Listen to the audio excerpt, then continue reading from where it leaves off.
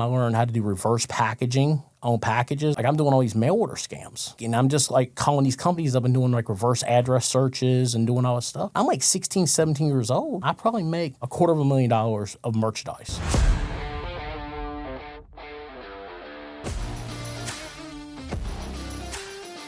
Welcome back to the Locked In with Ian Bick podcast. On today's episode, I have Charlie Hartman on the show for an entertaining and comical episode. You guys are going to love Charlie's upbeat personality, and we're also going to find out how exactly he got the nickname Inmate Cheeseburger. I want to give a big thanks to our sponsor for today's episode, Cheech and Chong's Cruise Chews. They've been supporting Locked In for a few episodes now, and I encourage you guys to go to trycruisechews.com/lockedin for 30% off your order.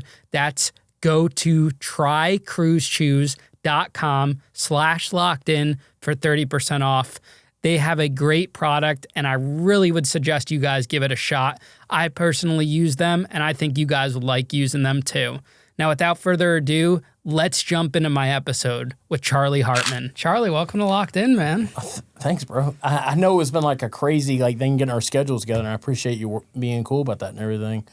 And I mean, it's really cool to come on a platform like this because, I really feel like no matter all of us who've been to prison and jail have a story to tell, right?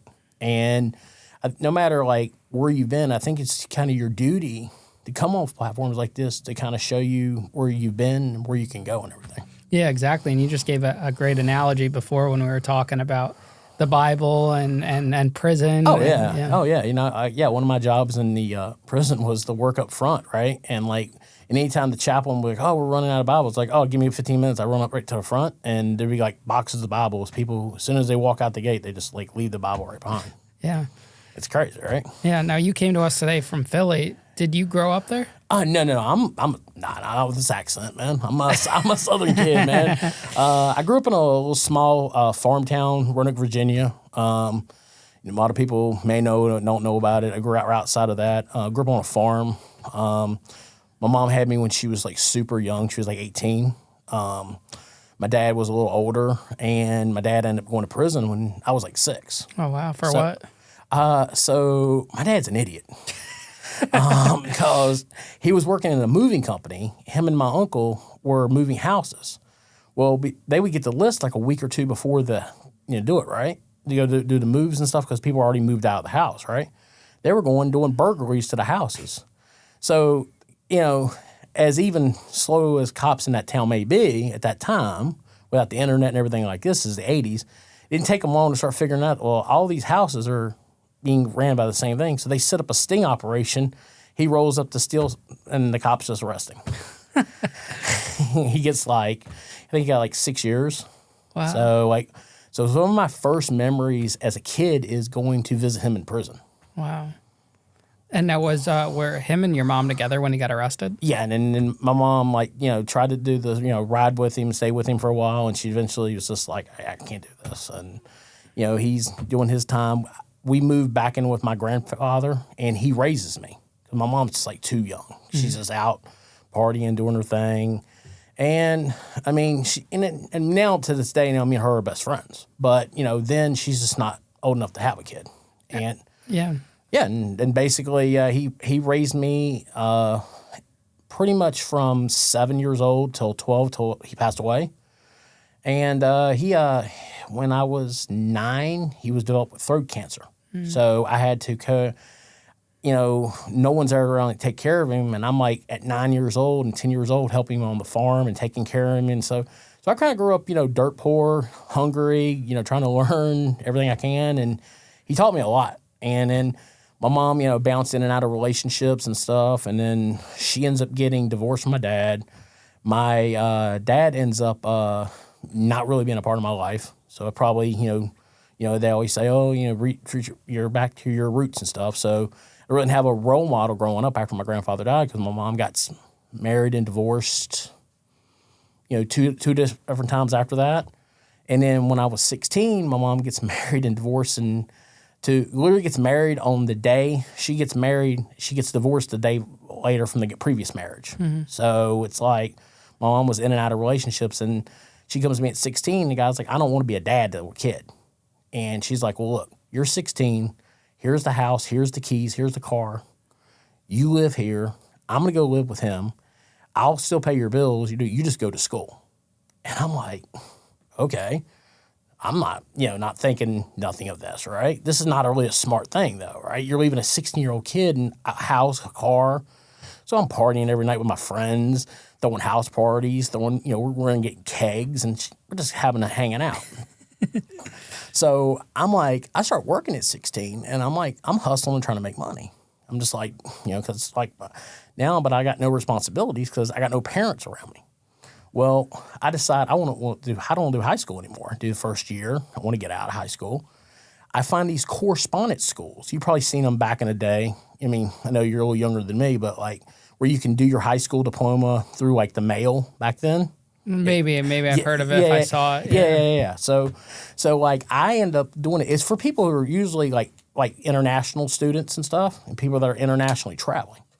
And so at 16, I start taking this during my summer year of me being 16. Would be going in my 9th grade year of high school.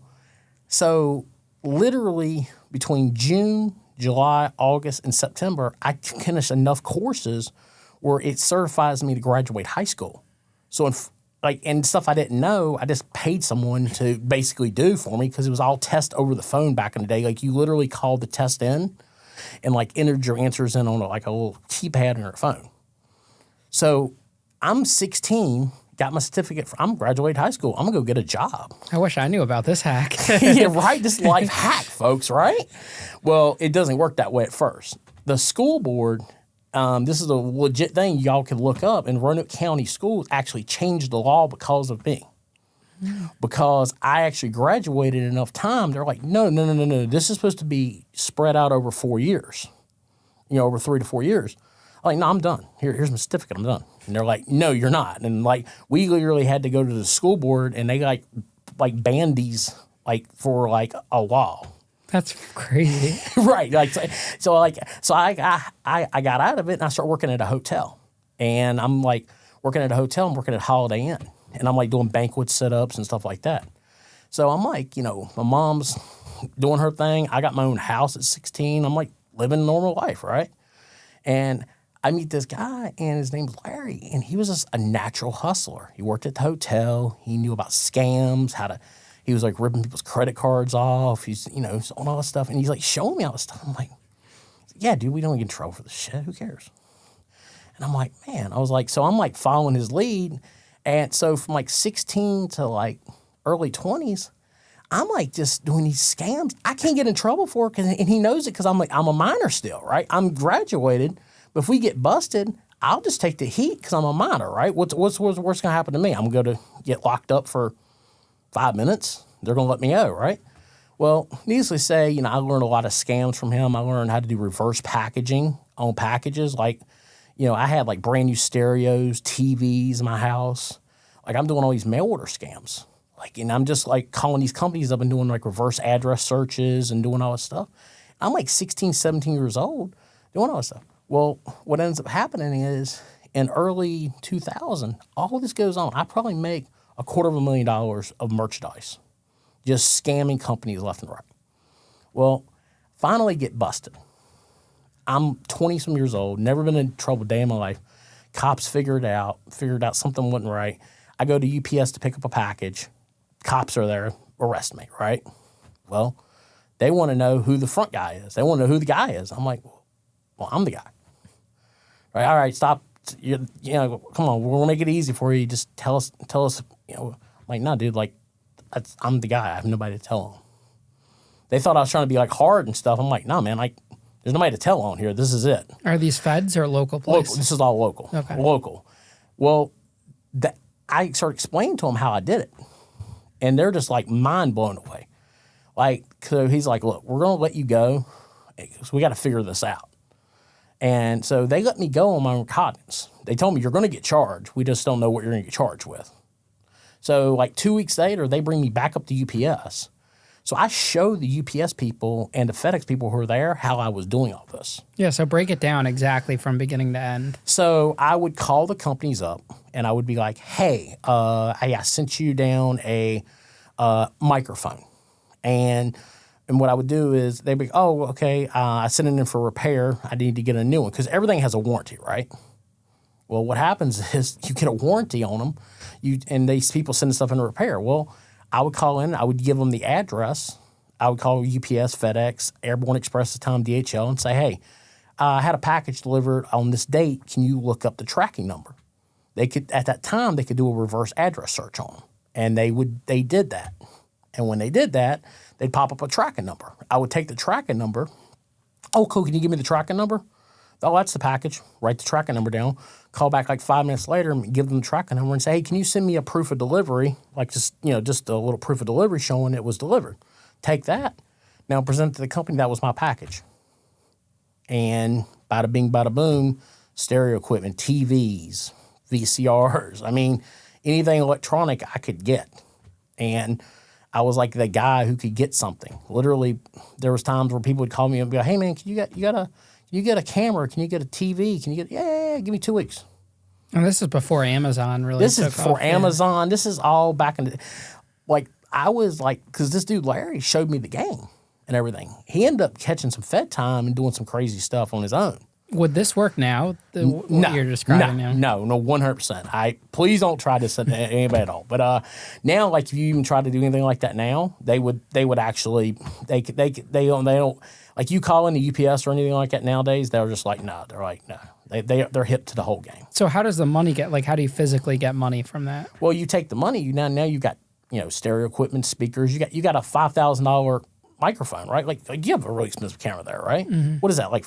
What $3,500? Yeah. So if I came to you and was like, "Hey man, I got a brand new one in a box here, $1,500, $1,800. What are you gonna do?" They'll give you the cash, and that's how you I get ain't it. gonna get cash. I'm gone. I was the guy. I was the hookup guy. So the victims you have two victims. You have the company, and then you have the people that you took the address from. Well, they're not really a victim because they basically their package got delivered and nothing really happens to them. The victim is the company, but what happens is in turn, the company ends up getting losses and losses and losses. And what happens, what got me busted on it was I ended up basically, because I had done so many of these, what happened was there were so many claims on UPS because they would claim it as a lost package and they would file it as it's like nowadays, like when you lose something with Amazon, right? You file a claim and they send it into UPS. Well, that's what would happen then. Mm-hmm. And they got so many claims coming in.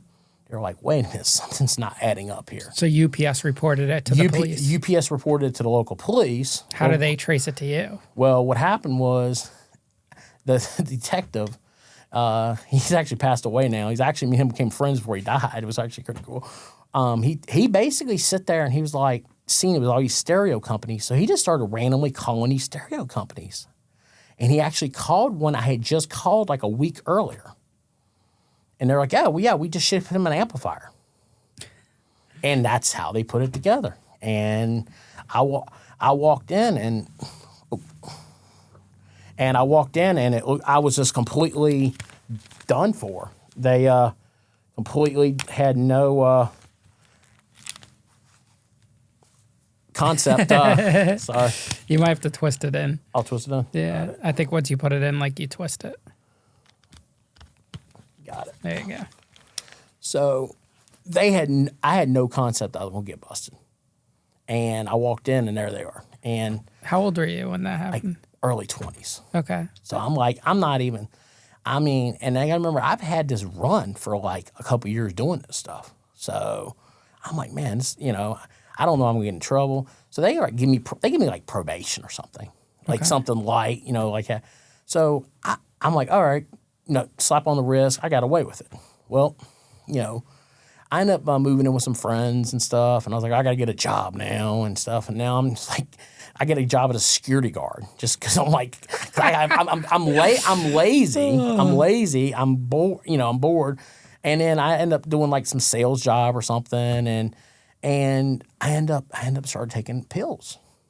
And this is where it started getting dark. I started taking pills. I started taking Oxys and Xanax and I start doing coke, and it goes from, I just smoked weed to now I'm doing everything. And what was the trigger, though, to escalate to the pills? I think the trigger was, man, just trying to hang out, just trying to be that guy, just trying to always be in with the in crowd and stuff.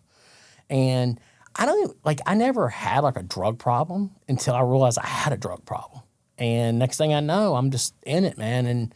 And when you're in it like that and you're just like taking pills and you're doing stuff, now it's like, well, you're hanging out with, I also got to get your supply too.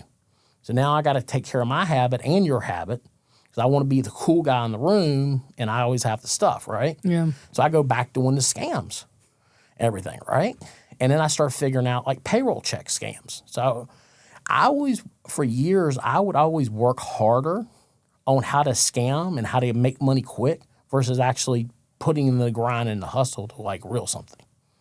And it got real. And let's take a quick pause from this episode to talk about our sponsor for today's show. We're sponsored by Cheech and Chong. Yeah, that's right. I'm talking about the Cheech and Chong and their 100% legal THC gummies, Cruise Chews. If you're not familiar with Cheech and Chong, well, here's a rundown. 20 years ago, the DEA broke down his door and Tommy Chong went to prison for selling glass bongs. Now, he and his longtime partner Cheech are the biggest names in legal THC edibles.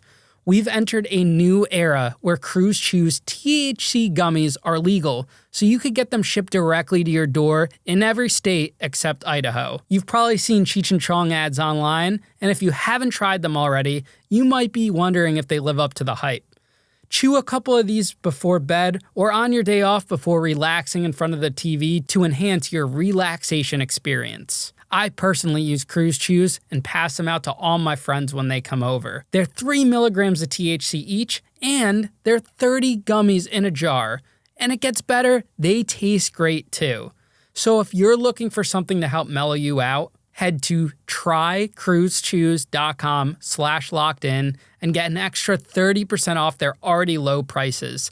That's trycruisechews.com/lockedin. We will have a direct link in the bio of this episode. Now let's get back into my episode with Charlie Hartman. I started to learn how to do payroll checks. I was like, oh, this is even easier because this is before there was watermarks on checks. You could just get the routing number, the account number, and what you would do is you would go to these cash a check places, and they'll cash your check for you on a Friday evening. Well, you go to these stores, if you go after like 5 o'clock, they can't call and verify. And if it's a small amount, they're not really going to sweat it because they're charging you like $20 or $25 cash check, right? They just want the cash, and they're going to turn it into their bank anyway. Well, I end up hooking with this guy, and he shows me a trick, and he's like, man, put some super glue right here on your fingertips, right here, so it throws off the print a little bit. Go in, just get the routing number, account number, and in a lot of places back then, no ID needed. You go in, you go to these little hood stop shops, walk in, you put your little print right there. Next thing you know, you cash a check for $300, $400. No big deal. Well, I'm doing this, and then I end up getting like, I end up going out and opening up checking accounts everywhere, and I'm kiting checks back and forth. Like I'm sitting there writing a check to one account to cover the other account, and it looks like there's money in this account. They verify it, but it's really a fake check. And then I take money from there and I'm writing it down. It's kiting checks, what they used to call it. And I did that for months, and I'm just like stacking up all these charges. This is while you're on probation. Probation. Like I'm just like I know it's coming. So I dip and leave. I leave Virginia. I'm like, I literally was like, yeah, man, I got to get out of here, cause it's gonna be over with, cause my probation officer already violated me. They were looking for me. Like, all right, so I'm gonna go down to Florida, worst place on the earth to go. I have a friend who's in sales, who's doing pills too. So now I'm knocking doors and I'm on pills, wanted in Virginia for probation violation. Next thing I'm popping pills, and just hanging out with him. I mean, I'm knocking on doors and we're selling door to door, right? We're doing alarms and stuff. And I'd be like, oh, can I use your bathroom? Oh, I'm like doing the job. I'm going through messing cabinets and stuff of people's houses and stuff. I mean, it's terrible shit. And well, I end up '05. I remember at this time, I've never really done nothing but overnighters. I've never been in trouble, never been. So like I'm traveling with him doing sales, right? So I'm like hitting all over Florida. I started doing payroll checks. Why I'm doing this job? Because his company's paying for my travel, right? So guess what? I have a place to stay. We're in a city for a small amount of time. Then we're gone. I'm like, I can just start doing checks too. So I started at the point where I'm not even working for him anymore. I'm just hanging out at the hotel, going out cashing payroll checks, and I'm just racking up charges. And I finally ended up getting '05. I go out with him one day and we're knocking doors, and I'm just at that point really bad. Like I couldn't get the checks to work anymore. Like they, like stores had already kind of gotten a little bit buzz. So I was like, so I was like looking for pills and ended up getting a burglary charge. Breaking into someone's house? Yeah, breaking into someone's house. You got caught doing it? Well, what happened was I had basically went into her bathroom, used her bathroom. I was knocking the door, ended up trying to. I found a bunch of pills, but I also found a bunch of heroin. Like, oh shit! I go out the door, and she's screaming, yelling, hollering, saying I'm robbing her, blah blah blah. I run off. Cops come, arrest me. Now they pull me up. Now I come up. I got warrants everywhere. I got warrants in Virginia. I got warrants all in Florida for bad checks. I mean, I'm done. So at the time I'm on pills. I'm on heroin. I'm not in good shape. I call my mom from jail. Mom's like, "You're exactly where you need to be. Stay there. I'm not getting you out, and you're gonna stay there." And man, I was like, oh, all right, this is nothing. I'll go to jail for a couple days. You know what I mean? Now, I didn't realize how much trouble I'm in. I just got a burglary charge with a person in the house. It's a burglary with a battery. They're talking about that's a PBL. That's punishable by life in Florida. I'm like, it started getting real very quickly. And you're wanted. And I got warrants all through the counties of Florida, and I got warrants in Virginia. So I'm like, I'm talking about you ain't going home. Like, so I'm sitting there, and my mom's like, "I'm not helping you. You need to grow up. You need to learn a lesson." Because she gotten her shit together. I hadn't. And I was like, all right. So again, at that point, very bitter towards her, but I'm like, whatever. She'll come around. Whatever. I'll sit in here a couple months, whatever. So I play the public defender game. And anybody who's running through the system, public defender game is not a game you want to play when you have real charges because you can really get stuck. Public defender comes and she says, "I think I can get you 25 years." 25 years? Holy shit. I said, "You're fired." I walked out. I got on the phone. I called my mama. I said, "Mama, they trying to give me 25 years. I'm sorry. I will do whatever y'all need to do. I need to come home. I screwed up." So I'm like asking around. Now, I'm in the worst county jail in Florida. If anybody, I know you have a lot of dudes that come in the Florida system. Anybody that comes through Lake County, they will tell you. They is the snitchingest jail in the country because they hand out cards in Florida jail system, the wanted cards. I don't know if you've ever seen them or not. Or it says wanted on the front of it, right? And inside of it, it's like king, queen, J, out the cards. But it's open cold cases. And then they have an 800 number on there that can work from any jail or prison phone number. Wait, so they want inmates to see if they... then they'll snitch and you get time off. Holy shit. So I'm sitting there like, this is crazy. I'm trying to figure out how this works. So I get a pay lawyer. Mom gets me a pay lawyer. I'm like, all right. He's like, dude, you just need to sit. You need to just let everybody forget about you. Let's just stay in here 6 months. I'll see you in 6 months. He said, get a houseman job. And I'm like, I don't want to work with these people. I'm not going to get paid. He said, get a houseman job because every signature in that county jail you get on a piece of paper, every 2 signatures equals a day off. I'll get that credited towards your sentence, even if it's DOC. I said, all right, cool. I've always been a guy who can go in a room, no matter what the room is, and relate to someone. That's kind of my superpower in life, I've always said. So I was like, man, let me go and let me get this houseman job. So I get a houseman job from an officer, right? I don't want to say the officer's name, obviously, because there's a funny story in this. Like I told you, maybe I texted you about it, but later on, he ends up getting busted for bringing contraband in, and I see him in prison a couple years later on the yard, which is side note. He gets me a job as a houseman. So now I'm working as a houseman, cleaning up, doing stuff, and he is like, I see that him and the other inmates are moving stuff. So I start figuring out the game. Like the game is move stuff from one pod to the other pod. I mean, especially like dip. Like, you know, they're rolling up dip and stuff. They're paying $10, $15 for dip. So I just go to, I'm like, hey, man, how much for a can of dip? I was like, $100?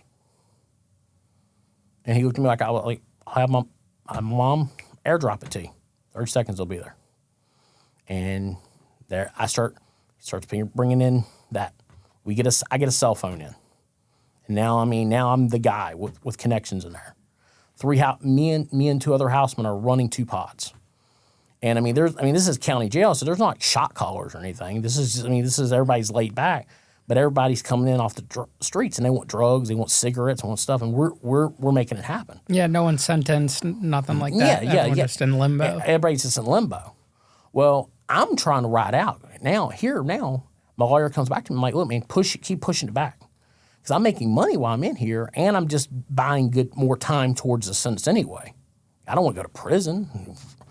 So, you know, life, basically, he comes and he says, look, man, he said, you basically got a choice. He said, the best I can get you is a 3 and 10. It's 3 years in, 10 years suspended sentence. That's the best I can get you. He's like, you've done almost a year in the county. He said, we'll get all that credited. You'll go do 2 years up the road. You'll be home. You know, no big deal. So I'm like, all right, cool. All right, let's do it. So now keep in mind, I'm moving stuff in the pods with the officer and stuff. I'm doing my thing. I get sentenced. I go up the road. This is prison trip 1. Go up the road. So, you know, everything's kind of kosher a little bit. I get to prison. It is a different world. I walk in Cross City CI. I mean, I'm like, I'm a white dude. And at that time, I'm way bigger than I am now.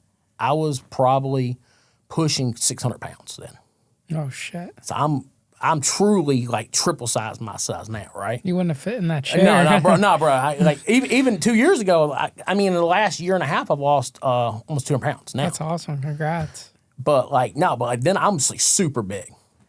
And so I'm like, oh man, this is not good. You know, I'm like looking around like, it's like predators everywhere. Like, I mean, this is a serious thing. They stuck me and they sent me I was supposed to go to a soft, easy camp. They did not do that. They got me. And but who's going to fuck with a big guy like you? Bro, and I seen some bigger dudes than me wearing M&M makeup in about 15 minutes. So I was like, this is not good. And I was like, man, I'm just trying to get through this, right? Mm-hmm. So I'm sitting there and I get off the bus. I'm like quiet. I'm a quiet person. Like I reserved. So I talked to a lot of old timers. And they said, look, man, go in there.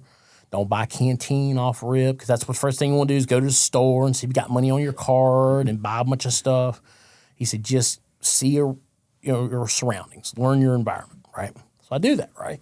And so they give me a job, because everybody has to get a job in Florida. Like, you know, that's the thing. Everybody works in Florida and you work for free. You work for your good time, which is crazy, right? I mean, because some of these guys are going outside the gate and working doing manual labor, and they're working for free.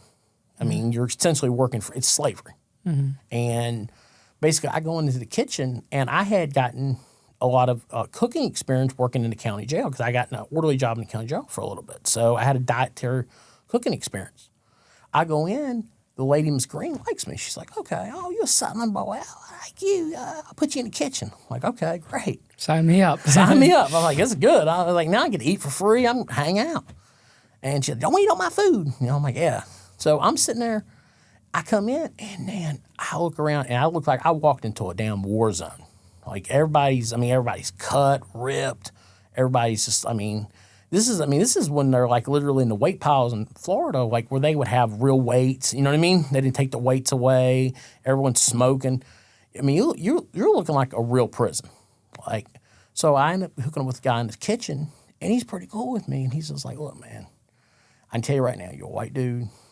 You're going to either got to either join a gang or you got to either pay for protection, you know what I mean? Or I was like, well, look, I ain't paying for no protection. I was like, I ain't me, man. And I ain't joining no damn gang. So I don't know which choice be, punch somebody? Like, I mean, I'm just going to do my time. I'm trying to get out of here, man. And they seen I was real laid back, so people are just kind of like, all right, cool, man. You ain't bothering anybody. So I see in the kitchen, they got an operation going. Because I know you did Fed time, right? Yeah. So I don't know how the kitchens were in Feds, right? But like people sneaking stuff out of the kitchen is like... It's always an operation. I worked in the bakery and snuck stuff out. It's the hustle, right? Yeah. It's the grind. So like I come in and they're like, look, man, there's like, we got a lot of stuff going on around here, man. Let me show you what's going on. I walked to the side room. I swear it looked like a damn operation. They had one guy making sandwiches, one guy wrapping up cookies. I'm like, what is this for the compound? Compound, like for the bag meals? No, this is for us to sell.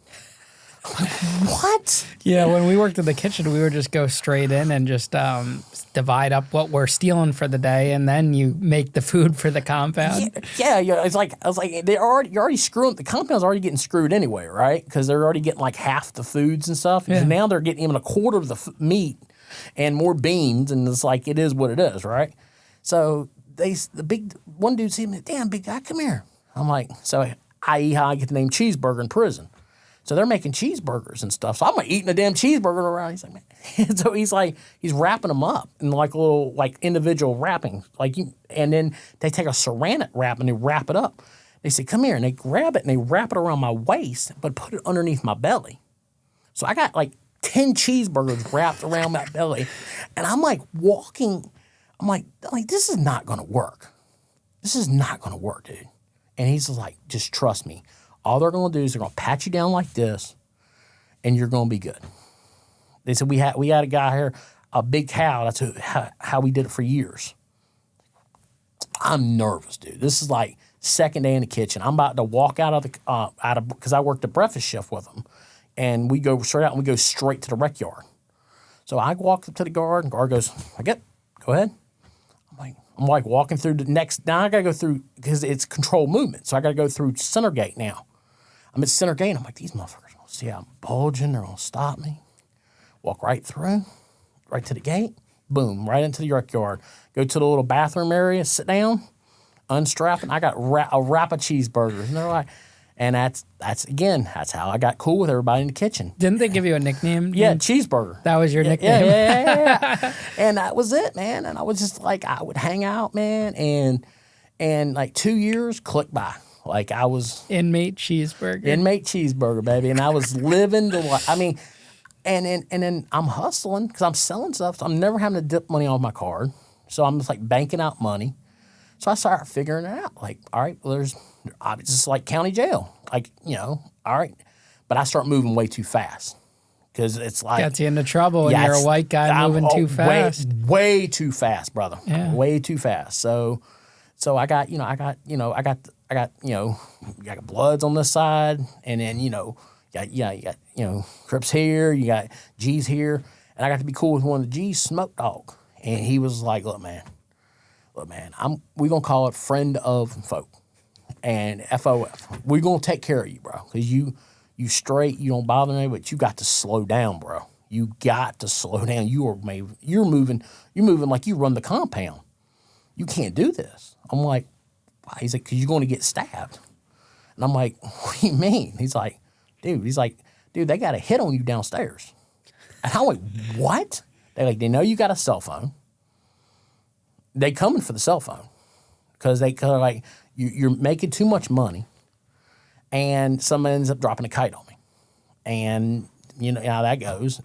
I go to confinement, and I'm like, man, this is crazy. Like, that must have sucked. 600 pounds in confinement? Dude. Was there AC? No. Holy shit. Dude, I lose a bunch of weight while I'm there, obviously. Yeah, I lost weight in confinement. Yeah. I'm like, you're just down, just like out, right? So I end up leaving from confinement. I end up leaving confinement the first time in prison, leaving confinement. So I'm leaving. I go home. Here's how the system doesn't work. Keep in mind, I have warrants in Virginia, right? So I can never get a gate pass to go outside the gate because I can have a detainer. Yep. But they will not come get me though. Why? Because it's too small? It's too small. It's too far. Okay. It's connecting states. They said if I come to North Carolina, Virginia, anywhere in that area, they'll come get me. But this far, they're not coming to get you. So I'm like, so I can't go outside the gate. So I can't do nothing. So I go to leave. And so I go up to my, classification officer, and I'm like, yeah, I want to go back to Virginia. They're like, you can't leave the state. You have probation. You're in Florida. You're going to have to transfer it. No one told me about that. I thought I could just transfer it immediately home. Mm-hmm. Well, I have warrants at home. If I show up at home, I'm going to get violated for my probation now because I'm not going to be able to report to my probation. So I'm screwed. So I'm stuck in Florida. So I'm like, what am I going to do? So I had a friend that lived in Tampa, and I'm like, all right, I'm going to go hit him up. I'll stay there and figure it out. Well, I realized very quickly, I can't leave Florida. I got 10 years probation. I'm not going to make it. I'm going to violate. Florida's biggest return in prison is called the Reoffender Act. Now, have you heard about this? Mm. This is how the system doesn't work. Guy gets out of prison in state of Florida, and in 3 years that he's out, if he does any kind of crime or does anything, they can enhance the sentence up to 10 years. So if you catch, let's say you violate your probation or whatever, you could get, and you have 10 years, you could get 20 if the judge wants to. It's open-ended. So that 90% of people that are in Florida's system right now are back on a Reoffender Act. Wow. They call a simple case, and they get jammed up for 5 to 10 years. Well, that's why probation and parole is like a never-ending trap, too. Yeah, exactly. So I knew, I was like, I'm screwed. So I was like, I had banked up a bunch of money. I had money when I went away. I was like, I'm going to run. They won't come get me in Virginia, so I'll go somewhere on the West Coast. Florida won't come get me. So I'm like, all right. So I talked to someone. I'm like, hey, if I'm planning on running, what's the best way to do this? He said, go report in so you'll at least have 30 days. He said, go report in. I go tell the probation officer, I'm like, yeah, I'm going to go see home. I'm going to go home and I'm going to go take care of this warrant situation. He's like, okay, I'll give you 60 days. Call me in 60 days. That's all I needed, Ian. I was like, I'm perfect. I'm outie. I'm perfect. Perfect. I was in Florida 4 days. I got on a Greyhound and I was West Coast. Knew nobody. Plan was going to go, I was going to go to Tijuana. I was going to drop down to South America. I was going to live somewhere non-expeditable, and I was like, I'll figure it out, dude. So you just didn't trust yourself enough to stay out of trouble? I knew it. No way. There's no way at that time who I was, I could do 10 years probation and live that life, right? Mm-hmm. Now to this day, you're talking to Charlie today, yeah, I could do probation because probation can be done if you know how to do it. You know, if you follow the rules, right? But I was like, man, I'm out. So I get across the border. I go to San Diego. I literally remember getting to San Diego, calling my probation officer, being like, hey, man, in Virginia, up here with my parents, having a good time, appreciate it. Just, trying to get this thing. It may take me an extra, 30 days. Is it cool if I stay? He's like, yeah, go ahead. He's a cool guy. But I'm literally knowing, I'm not going to survive with this guy. Because the guy told me the first time I met him, he's like, see this stack of files? These are my violations. See that one folder over? That's my guy who's passed. I was like, I'm not going to be that guy over there. I'm going to be in that violation. I said, I got to go. So I crossed the border. Keep in mind, I don't know any Spanish. I don't know I've got money. I'll figure it out. So I get across the border. And I'm at Revolution. I don't know if you've ever been to Tijuana or not. Mm-mm. Tijuana is like the party. It's party everywhere. They have a place called Revolution. It's just a big nightclub, parties. It's, everything. But what a lot of people do is they live in Tijuana, but they work in San Diego. A lot of Americans do because of the rent. So you're paying, 50% of what you would pay, even less than that, to live in Tijuana, and just you cross the border every day. Every day you go to the border at 4 or 5 a.m., it's just packed with people with work permits and with that. Well, I was never planning on going back. America anyway. I was like, I got enough money here, dude. I'll survive. I'll figure it out. Well, I ended up renting a room from like a lady who had like an apartment complex. It's like $175 a month. Here's like $400. I'm good for 2 months. I'll figure it out. I just end up paying for a couple more months with her. I'm there, meet a couple Americans, and it didn't take long to figure out they got warrants too. They're hiding out. They got some way more serious stuff than I got going on. But they're like, yeah, we can get you a fake ID. I'm like, what? Where? So we get a fake ID, go to this little Photoshop place. Literally sit down, guy snaps a picture. Keep in mind, this is early 2000s before computer systems are what they are now, you know. And basically, man, it's like 2000, early 2000, like 2009. And I'm like, I got a fake ID. Now I'm going back and forth across the border, back to San Diego. I'm working like day labor when I want to, like, because them kind of places don't check you out or anything. So I do the thing here. And I'm just going back and forth. And eventually I start noticing I'm hanging out in, Tijuana a lot. I start noticing the cops are like watching me a lot more. And because they're all patrol, and there'd been a bunch of kidnappings already. And what they'll do is they'll kidnap you, and that's it. Like you'll pay a ransom to get out. They'll turn you over to the cartel. There's a lot. I didn't realize what I got myself into being there. And I was like, man, I got to get out of here because this is not smart. I was like, I got a fake ID now. I'll just go live somewhere in the States. I don't know why I'm even in Mexico. I'm an idiot.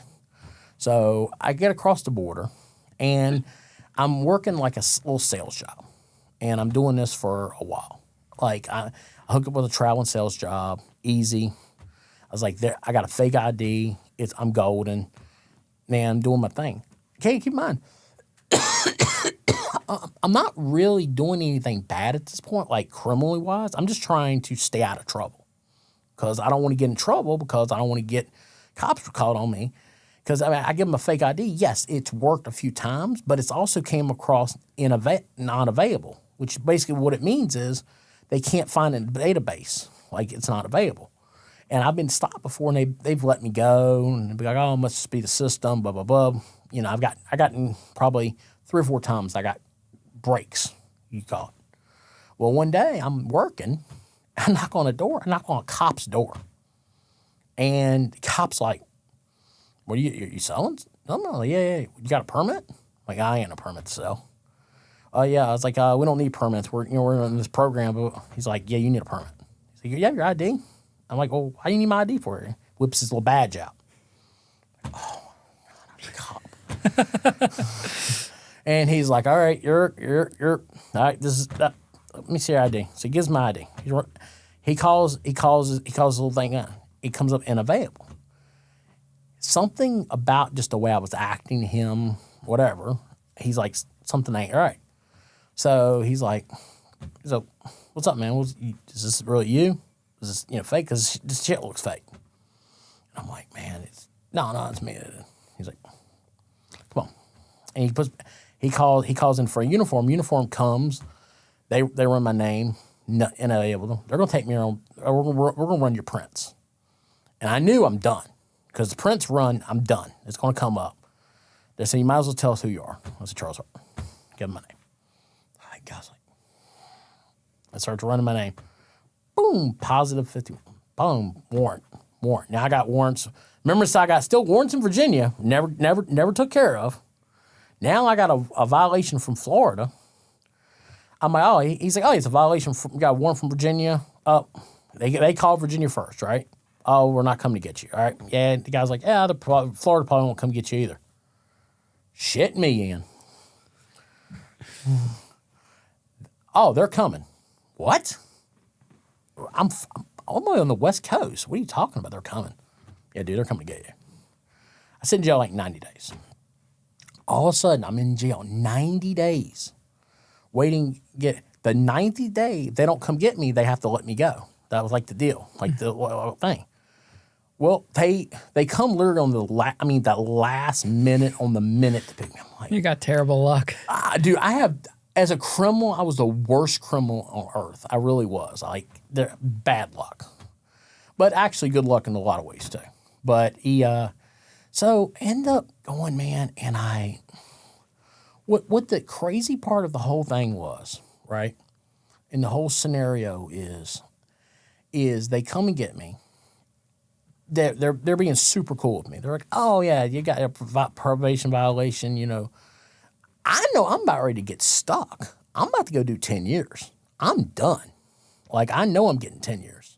Like, because I signed when you sign a suspended sentence, it's like signing a contract. Like I'm done. Like, I know I'm getting a minimum of 10 years. I may get more because I ran now. So I'm like, all right, I already in my mind said I'm doing it. So they're being super cool. Like, I'm like, how are we going? Like, we have a plane? Like, I'm trying to figure this out. So they take me we're going right to the airport. We're flying commercial.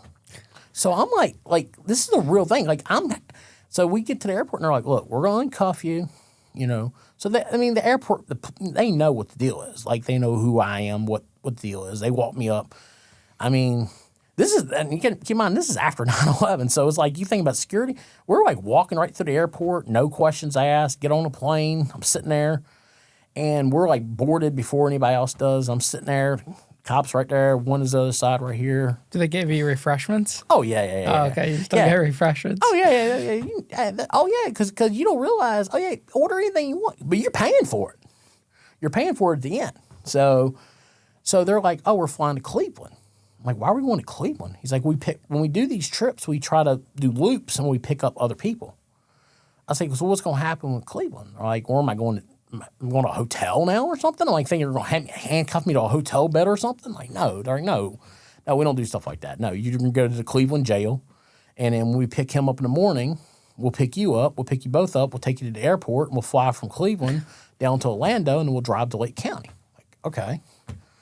Well, that morning comes, and I'm sitting there, and they take me downstairs for release, right? Well, they put me inside the release tab. They're about ready to release me to the street. Like, they don't realize they actually messed me up and put me in the wrong holding thing, and they're letting people out, 5 and 6 people at a time. Like, it's getting down to, I'm like, I'm about ready to get released. They're going to screw up. I'm going to be on the streets of Cleveland. I know nobody. I know this much. I'm running because I'll be like, you let me go. Like, I didn't know. I'm not going to stay here and be like, oh, I got to go do 10 years. Well, let's see how far this goes. And I get there, and they get to the last people, and I'm like, yeah, me, I got to go. And they're like, where's your can't find my release paperwork. Then they figure it out. They put me in the wrong spot. They take me and put me over the guy that I'm going down to Florida with. Mm-hmm. We start talking. I'm like, oh, yeah, that's this close. Terrible luck. And so we end up going there. I end up going back to Lake County. Now I'm in Lake County. I know I got 10 years, right? Minimum of 10 years. Lawyer comes to me. He says, judge is super pissed. He said, you ran out on probation. You squandered across the country. You're gone for 2 years. You're done. He's talking like 20. He's talking about going to hand to you. You're done. He said, we just got to go in there and just eat it, take it on the chin. He said, I'll try to schedule out in a couple months. Just go relax, go hang out. So my mindset at that point, Marianne, now I'm in the snitchingest jail in the world. I'm watching all these dudes like telling each other. I'm like, and everyone's like trying to ask me about my case and stuff. I'm like, you can snitch on me and get some more time, go right ahead. I got 10 years to go do. So there was actually a crazy thing that happens. So the guard that I told you about, mm-hmm. that was doing all the stuff with me the first time, he gets busted during this time frame, right before I get to sentencing. He ends up getting caught with someone else, ends up getting caught and everything, and everyone like, oh, da, da, da. They start bringing me down there to the thing. Cops like, so tell us what you know about him, and I'm like, dude, I ain't been here for 3 years. They're like, well, we got we got old slips with your parents' name, and I was like, I I don't know. Maybe my mom's sending money. I don't know. I'm not going to snitch on him because you don't tell on the police. Like, I don't know, when you're in feds, if you see, you don't snitch on the cops. It's like, that's the one, because they don't care if they're telling you to do it or not. When you get back to the housing unit, these people are all friends. Like, that's the worst thing that happens. When later on in prison, I learned that the long way the second time. Well, so I end up basically, I end up finding out they all got busted. Like 3 or 4 of them got busted for bringing in pills, cell phones, the whole deal. They had this going on for a couple years. They just finally, somebody got tired of them, just told on them, ended their deal. Well, during this whole time frame, all this is happening inside the same county jail. I'm literally sitting at a table and a guy comes to me and says, "Hey man, you know anybody that can kill my wife?" I'm like, "What? What are you doing?" He's like, yeah, dude, my wife and her son, man, got me in these crazy charges. Yeah, bro. And then there's other guys in there like, "Yeah, I can do it. Can you get me out?" I'm like, "Dude, I'm getting away from all y'all. This is insane." Like, they are literally, and they end up telling on, the one guy ended up basically telling on the other guy and got time knocked off his sentence. I'm like, what did you think was going to happen? Holy cow. So I've literally watched cops, get busted for doing crazy stuff. Then on top of it, I'm sitting there and I got a murder for hire right in front of me, and I'm like, what do you guys think you guys are? Like, how am I the smartest guy in the room here? Not just keep my mouth shut. And so my lawyer is playing the wait game. He's like, we're just going to wait it out, try to cool the judge off, and I'm like, all right, cool. And so time goes by a little bit, and I'm sitting there, and next thing I know, he calls me for sentencing, and I go up for sentencing. Now, keep in mind, I know I'm getting 10. I know I'm getting 10. I'm cool with that. I don't want 20, but I'll take 10 at this point just to be done. And I'll get out, I'll still be young. I'll still have my life ahead of me, and I won't have no probation, no nothing. I'll get the case in Virginia ran concurrent because I already got paperwork on that. So I'm figuring I'm gonna walk out in 10 years. I'll have a fresh start. Well, I get downstairs and my lawyer comes right to the little cage. It's like little cage thing. He's like, when you go in there, shut the fuck up. Don't say a word. Yes, ma'am. No, ma'am. Thank you, ma'am. All you say. I'm like, okay. Walk into court. Go right in. And it's a different judge. He had my case moved. He got them to move my case to another judge. She goes on sentencing guidelines. Got in my memory, and I've never been in that much trouble. So I only scored out to like 4 years in prison. She says, well, we'll go ahead and convert your probation from 10 years to 4 years, the Department of Corrections, with time served. Are you agree to this plea?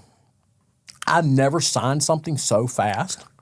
Like, I thought I broke the pen. I literally had like indents of blood in my finger because I was like, whatever you need me to sign.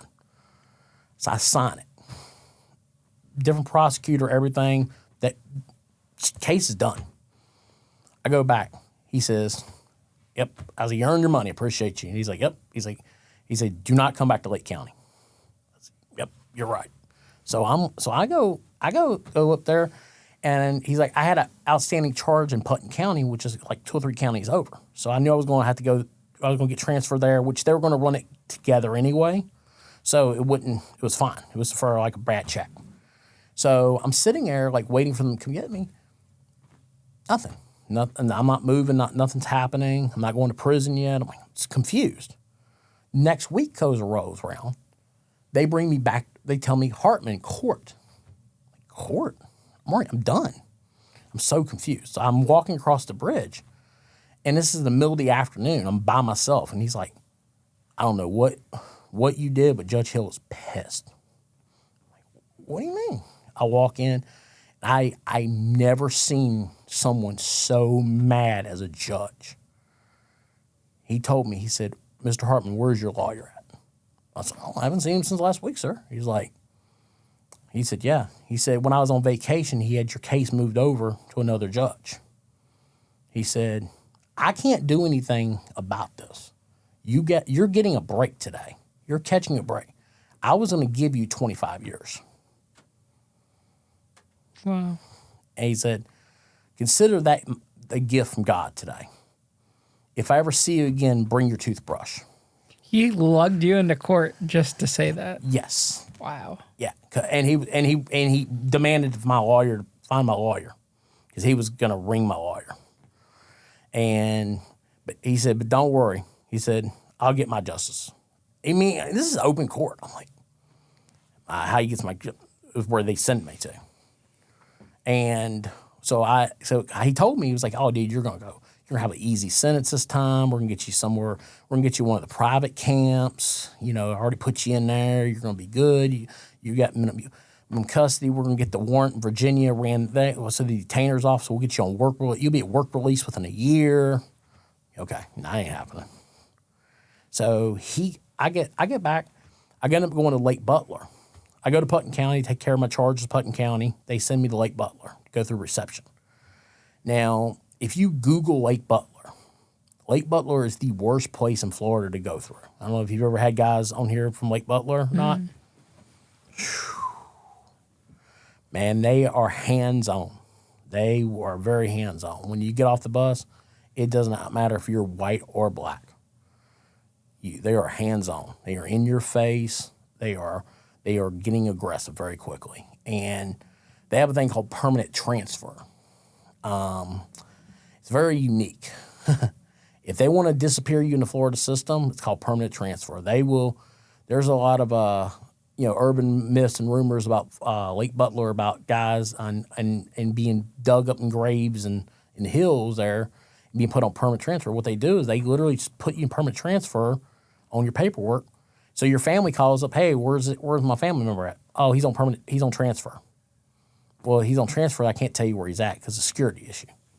And they literally just put you on term of transfer for years. Or they'll throw you in confinement for 6 months, 9 months in confinement, and just under investigation, and they're marking you under permanent transfer.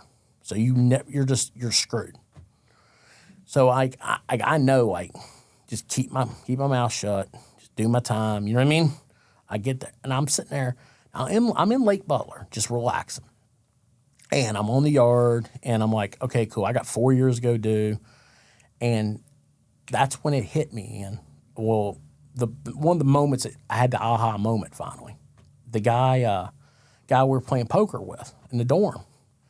And he was like, when you getting out, kid? And I was like, 4 years, man. It's nothing, He said, nah, you're doing a life sentence. You just don't know it. You're paying to in installments. I'm giving it to him in 20 at a time. You're giving them to them 3 here, 5 here, 3 here, 4 here. And it hit me. Like, this is the real deal. Like, I'm giving these guys my life. Like, I got to change some shit. And I was like, I got to get through these 4 years, get out, and I got to just get away from this. And I got to figure out what I need to do in life. And that's what that 4 years was built for. In that 4 years, I've seen a lot of craziness. I literally watched a guy you talk about, they stuck me when they sent me. They sent me to New River, and it was just there's a JIT camp there, and you got adults, and it's as serious as you can. Guys are running around with lawnmower blades, like the little push mowers, and blades this long, and it's real as can be. There's people getting airlifted off there 2, 3, 4 times a day. Wow. And I'm almost like that's, the judge got me. He stuck it to me. He put in my file very violent, very just, he stuck it to me. And I remember being there, and I think the moment where it really hit me that I was here is the first time I watched somebody get stabbed. It was the first time I kind of got by, right? I kind of got by. It's kind of a cakewalk, and it was honestly like a free hustle. It got real in here because there was no. My buddy told me, he's like, there's no guarantee you're getting out of here in 3 years at that point. Just because you got an exit date, that don't mean nothing, man. People come in here with exit dates and they get airlifted out of here and they got colossal bags the rest of their life. You're getting stabbed up. And I was like, I realized now I'm really in prison. And it started dawning on me, like, I got to change some stuff. I mean, I remember being on a pedal bike, and I'm watching this guy comes up and just takes a lawnmower blade and just sticks this guy right in the neck and just, and I mean, he really walked right up to the rec window and beat on the window. Girl was brand new. Security officer, brand new.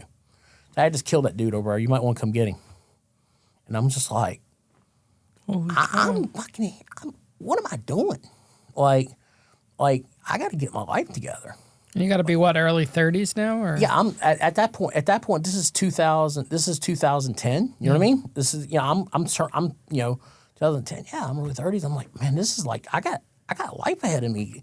There's dudes in here that got life sentences, and they're getting 50, 60 years. I got to figure out. You got to stop fucking around. I got to find a real hustle. I got to find something that ain't this. So I started putting together, and I started putting together, like, I'm just going to be good while I'm here. I'm not going to move fast. I'm not going to do it. My buddy ends up getting me a job working with him up front. And he ends up, he's hanging out with one of the correction officers. They end up hooking up. Well, now there goes my downfall. Once again, I'm hanging out with people, right?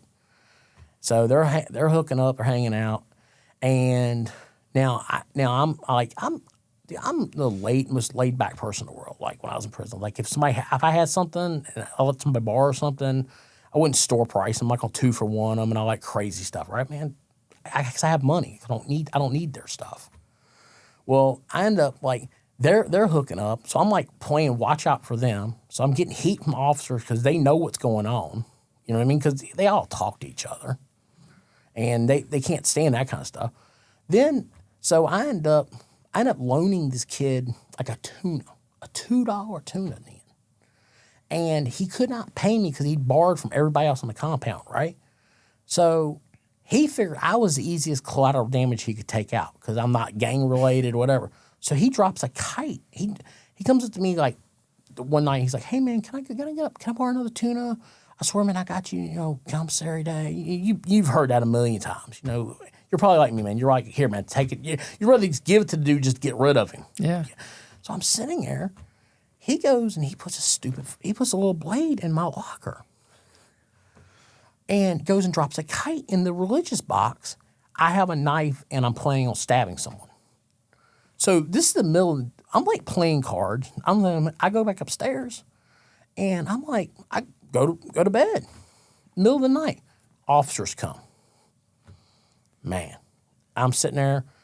They throw me out there. Where's the knife at? Where's the knife at? I'm like, knife? Dude, I've not had a knife the whole time I'm here. What are you talking about? And I'm like, can't y'all tell this ain't? And they already got him in cuffs. They got him separated. I'm like, oh shit. He turned on you. He did this and he did this. He collateral damaged me because there's no recut. Like he did that to a gang member. They're gonna no matter what, they're gonna get him in the system. Me, I'm not affiliated, so I take the heat. Well, the officer is going through it. This dummy ends up poking herself with this thing. Now it goes from a level 1 till now it's a level 10. She's screaming in my face, "Has that razor got anything on it?" I'm like, "What razor?" So they cuff me. They take me out. And I'm like, and they walking him one way to medical, because before you go to confinement, you always go to medical. And they start taking me around the long way around the building. I know what's coming. They're going to drop me and they're going to beat my ass. They drop me, spray me. But I'm cuffed. Now I'm probably at this time maybe 400 pounds or so. I'm not as big as I was first. I'm cuffed. So I'm like this. And they're just like dropping elbows on me, and they're like trying to take the spray and put it in my mouth. And I'm like, oh, fuck. Just get this over with. Just beat my ass and get this over with. I don't cry, I don't yell, I don't scream, I don't do anything. They take me upstairs, and we end up going into this, into this room, and they let me shower out and everything, and they put me in a cell by myself. First thing I say to them, I'm like, we got any problems? And they ain't going, no problems on me, man. Like, because I know what's going to come. They're going to gas me. They're going to gas me again. That's the reason they put me in a cell by themselves. So I'm waiting for it. I'm just waiting for it. And like, I guess they were smart enough to start putting the full puzzle together, like this guy and the debt or whatever. So the sergeant that beat my ass comes to me at the door, hits the glass. He's like, we good? I mean, what am I going to say at that point? Nah, man, I want to write a report on you, sir. Nah, man, we're good. So the last 2 years of that sentence, I stuck it behind the door. I get sent because they got me a battery on officer charge because she got poked. So I ended up going to have to go to FSP. So my last 18 months, 2 years or so, I'm behind the door at Federal State Prison, same place they have old Sparky death row, because of a kite. But it was the best thing that ever happened to me, spending 2 years behind the door, because I'm not around all the chaos, because I got to clear my head and start putting together a plan when I get out. And I was like, okay, let's put together the plan. Let's figure this out. And I was like, all right, I'm going to max the sentence out. I'm walking out with no probation, no nothing. What do I do? You know, the thing in Virginia gets cleared. So I option there, I could go home. You know, option one, right? I was like, if I go home, I'm back around my friends and family, back around the same people. If I stay in Florida, same thing. I have to get a clean break. So I'm like, where can I go? I'm gonna have a little bit of money to start with, because I always, you know, I was very blessed with a family that cared for me. Option two, I need somewhere that's gonna be a 24-hour city that I can get around with, no car. I'm gonna be on a bus. It's somewhere that I can get a job. So, Ian, guess where I pick Las Vegas. I'm like, it's a 24-hour city, got buses. It's warm. It's not cold, because I'm getting out. My tattoo right here, 1/3/14, day I get out of prison. Okay. So I'm getting out in January, right? So I'm like, man, I got to go somewhere where it's warm. I'm like, I can't go somewhere. I don't want to go to. I got to go to a 24-hour city so that I can get around. So I don't want to go to New York. It's gonna be too cold. Chicago, fuck, no, it's gonna be freezing there. I don't really want to go to L.A. I've been out in California before. I was like, you know what? I've always liked Vegas. I'll go to Vegas. There gotta be a place I can get jobs out in Vegas, right? So I literally get out. I mean, literally get out, and I'm like on a bus to Vegas. And like the probation officer / classification officer comes to me like 2 weeks beforehand. She's like, give us where you want to live, where you're going. I'm like, oh, I'm going to Vegas. And she's like, maybe it was a little bit more than 2 weeks. I think it was like a month or so. And she's like, well, you got to give us an address. I was like, I don't have probation. She's like, well, you'll have to give us an address that you're going to. So I gave them so I ended up having to write a homeless shelter to let me have a place to come, a DOC homeless shelter. So I had to know where to go, because they wouldn't take a motel address. I was going to just give them a motel address, and I was going to get a motel for a month. So I ended up giving them the thing. It was a DOC Salvation Army program. They accepted me in. So I ended up actually going there, and I stayed for almost 7 months in this program. And it was a really good thing, because it transitioned me back in. And it was a really good thing because, you know, it actually gave me some discipline. It gave me some rules. It gave me a little bit of regulations. And I'm working like 2 to 3 jobs. I can't really figure out what I'm going to do. Because I was like, I don't want to go back hustling. I don't want to do scams. I don't want to do none of this stuff. I was like, man, I got to figure something I can do. And I always had a knack for promoting and doing events and stuff I'd done when I was younger and stuff. And so I started like promoting like pro wrestling shows and start promoting events and stuff, because I had some friends that were in it. And I just got into promotion. But I was like, I need another job at Stable to help me while we get this off the ground. Well, I ended up hooking up with this guy named Nick, who worked for DirecTV. And I mean, at that time, Ian, I don't think the most I legally ever made was maybe 20 grand, 30 grand a year. I mean, now illegally made a lot more, right? So I went in and interviewed with the guy, and he's like, he had a sales job. And I was like, by the time this comes around, this is like summertime, and it's hot in Vegas. It's 190 degrees. No one's out. No one for his sales team's out knocking doors. I was like, dude, I'll go knock doors right now. I don't care. And he was like, man, he's like, I really appreciate the hustle. I don't know if I can get you past my background check because you're felons. And I'm like, he gave me a shot. And that's all it takes sometimes is somebody to give you one opportunity. Yeah. And that's what he did. And he gave me an opportunity. And that first year, I made $150,000. That's awesome. And I fucking was killing it, bro. I'm out there knocking doors. I mean, it's dead of summer. I mean, I'm closing deal after deal, doing door to door. And I'm like, okay. And then I started doing the promoting thing. And I was like, man, this is great. I got life back on track, right? And so then I'm like, I'm doing events, doing a couple of events and stuff. They're going up. They offer really well. I'm doing the direct TV thing. And up meeting my wife. The craziest story ever is I go to Philadelphia for an event. I have to Uber from our hotel. And I'm like sitting there, like waiting for this event to be over with. And the Uber driver pulls up and meets a girl. And I start talking to her, and then she's taking me back to my hotel. And I'm like, well, I'm here for another day. You want to go get a drink? And she's like, what are you? I can't. You're my Uber customer. I'm like, well, pretend you're not mine. I was like, are you going to get fired? Are we going to get fired? You're the Uber driver, right? And I met her, man, it was the perfect time, man. Like when they say, like when you stop looking for someone. It comes, yeah. It comes, and she was my saving grace, man. Timing is everything. She was it, man. She was a saving grace, man. She was the thing that got me back on, like really track, like zeroed in.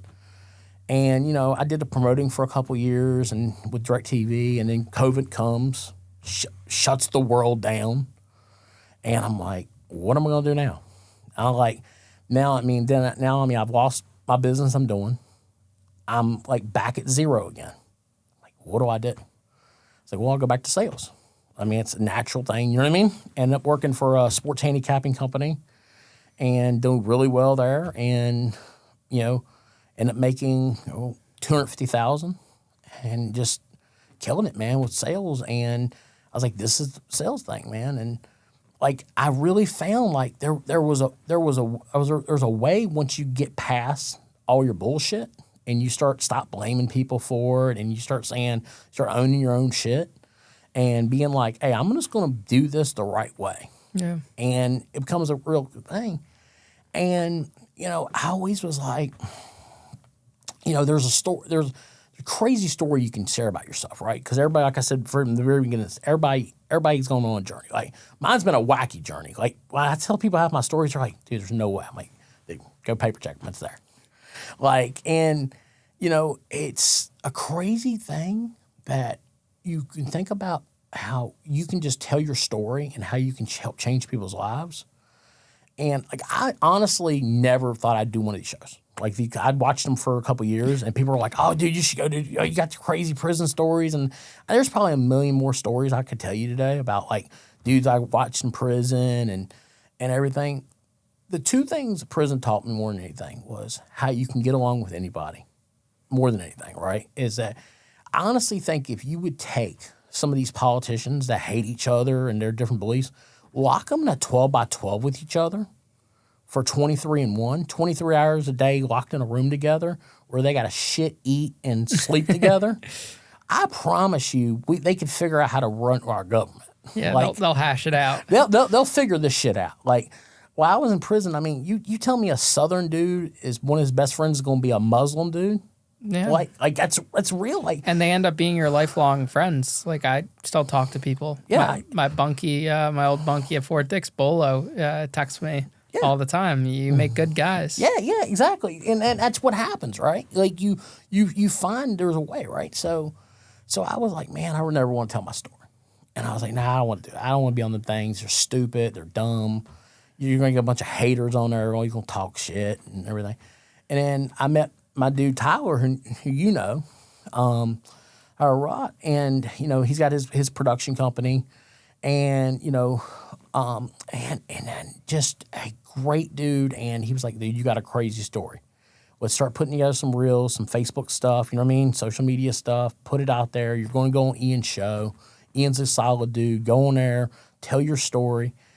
And like my whole thing is like when I want to start telling the story is like, everybody deserves a redemption, right? Like, that's the deal, right? And it's a hustle to get the redemption. It really is. Like, people don't realize it takes a while to get it. Like, sometimes your redemption story don't come the first time, second time, even the third time. Maybe it comes the fourth time, And right? sometimes it's not what you expect it to be. Not at all what I expect it to be. But what happens is life changed really for me in December. Like, this past December, life changed for me completely. My best friend that I knew growing up, man, we went through everything together. I mean, from kindergarten to mid-40s, I mean, how many people do you know that you've known since kindergarten that you talk to this day? Like, so me and this kid grew up trading wrestling figures, cards, going on dates with each other, with our dates, everything, right? And what had happened was I got my shit together finally.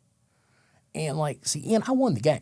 Like, to me, life's like a video game, right? Like, I won the game. Like, now I'm playing all these bonus rounds, right? I'm playing all these cool bonus rounds because where I got my win is, a couple years ago, my mom and me were talking. She said, I can finally have peace that you're okay, that you finally got it.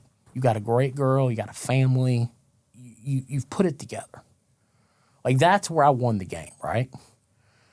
And then my best friend who helped me win the game, Brad Overfelt, man, God rest his soul, man. When I got out of prison, he was the first person there every time to help me, all the way across the board. Well, when COVID happened, a lot of people know this. COVID changed a lot of people, man. It sheltered people. It threw people into homes. Some people haven't come out of that ever. Mm-hmm. And he was one of them, and he got addicted to some really bad pills, some fentanyl and some bad stuff. And man, I talked to him and, hey man, you good? Yeah, you're good. And I'll be, hey man, let me FaceTime you. Like, he never wouldn't FaceTime because that's when when you see something's up. So one of our other best friends had basically had a heart attack in November, and he was in ICU for a couple weeks. Got out, and I came down, past Christmas to visit everybody, visit family and stuff. And I seen him, and I was like, man, pulled him aside. I was like, dude, what's going on, man? Oh, man, I'm good. You ain't good. You're not good. Dude, let's go to your parents, man. Let's go handle this. You know what I mean? You need to come to Jersey with me. You need to get away from this. You got a bedroom. Let's go. And to this day, Ian, I regret the decision I made that night because I let it go. And a week later, his mom called me that Saturday morning and told me they found him dead. Like, I should have, I was like, dude, let me go grab your parents. Let me grab your brother, Adam. Let's get this shit fixed, man. And I was like, nah, man, I can't do, I don't want to ruin Christmas, man. I'm going to run everything up. After Christmas, man, I'll come up to your house. Dude, we'll get it squared away. All right, cool. I let it go. That's another life lesson I learned, that sometimes whatever's inside, don't listen to it. Go for it. And I should have just grabbed him, took him to his parents, or done whatever, right? And I mean, here or there, that's gone now. But the thing is a week later they found him dead. The thing he told me that night was, he said the worst thing he could ever feel is be found dead alone. Being basically dying alone, because he was always in a house by himself. We talked about a wrestler that died, the Eddie Guerrero. He had a heart attack, and he was found dead a couple days later by other people, right? Well, when they found him, there was a I can't think of the little shot. We call it you can take the injection. EpiPen? Yeah, there was one right there beside him. Couldn't get to it. And just knowing, like, if you have somebody that you can reach out to and you can share a story that can help change someone or do something, you have a duty as a human being in the world to share your story to help them. Absolutely. Yeah. Yeah, and then that's kind of that's been kind of the journey, man. Just doing this, man, and now I think I'm gonna try this whole creating content. Well, this is a good first step. Yeah. I mean, I got on the Baller show, the boss there, I mean. The what show? Your show. Yeah. But nah, man, I truly appreciate the opportunity to come on here, man, share my story. Of course, man. I mean, we always love a guest that's well prepared to share their story. I barely had to do any work. You did the whole thing. Nah, man. Yeah, that's the thing. Like, man, like I knew like an opportunity like this to come to share your story. It's not about, to me, like we talked about earlier, man, we can tell the funny ha-ha stories, like the cheeseburger story, right? Everybody loves the cheeseburger story. Like I tell the cheeseburger story to everybody all the time. They love it, right? But then I talk about, man, it's crazy though.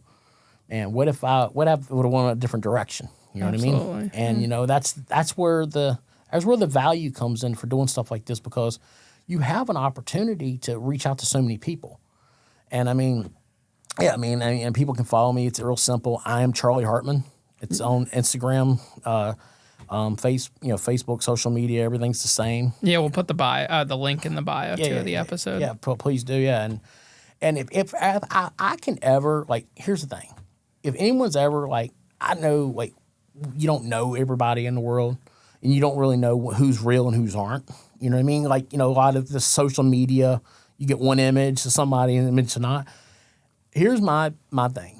The whole thing on the whole redemption hustle was, Brad had told me, before he died, he said, you have a story to tell people to help change people. And that's kind of where the name came from, because we kind of thumbed it together back then. And I just never did the thing. If I can ever reach out to someone, man, that's struggling with any kind of addiction or whatever, even if you don't know me, I would rather someone pick up and DM me and just be like, hey, man, I'm going through some shit. I don't know you, but I feel like that's my way I can do to help, because I did a lot of craziness and a lot of bad stuff for a long time. And then now having the opportunity to come on a place like this to kind of help people, it's kind of a good thing. Yeah, life comes full circle. Absolutely.